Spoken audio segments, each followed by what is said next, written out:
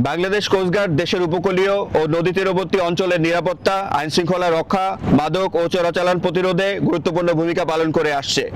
এরই ধারাবাহিকতায় চট্টগ্রামের বহির্নোঙর সমুদ্র এলাকায় আজ 10 আগস্ট 2026 সোমবার দিবাগত রাত 3টায় অপারেশন সমুদ্র পহরায় নিয়োজিত কোস্টগার্ড জাহাজ কুতুবদিয়া ও আউটপোস্ট পতেঙ্গা কর্তৃক গোপন সংবাদের ভিত্তিতে একটি বিশেষ অভিযান পরিচালনা করা হয়। অভিযান চলাকালীন উক্ত এলাকায় সন্দেহজনক একটি বোটকে থামার সংকেত প্রদান করলে বোটটি সংকেত অমান্য করে দ্রুত গতিতে পালিয়ে যাওয়ার চেষ্টা করলে অভিযানিক দল ধাওয়া করে বোটটিকে আটক করতে সক্ষম হয়।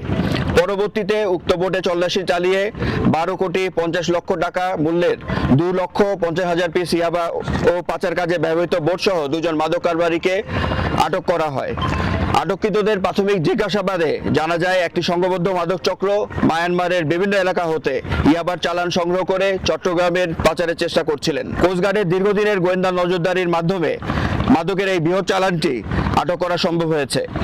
উক্ত সংঘবদ্ধ মাদক চক্রের অন্যান্য সদস্যদের চিহ্নিত করে আইনের আওতায় আনতে কোস্টগার্ডের গোয়েন্দা তৎপরতা ও অন্যান্য আইনশৃঙ্খলা বাহিনীর সাথে সমন্বয় অব্যাহত রয়েছে। জব্দকৃত ইয়াবা, বোট ও আটককৃত মাদক কারবারিদের পরবর্তী আইনানুগ ব্যবস্থা গ্রহণের কার্যক্রম প্রক্রিয়াধীন রয়েছে। ভয়াবহ মাদকের বিস্তার রোধে কোস্টগার্ড ভবিষ্যতে এই ধরনের অভিযান অব্যাহত রাখবে।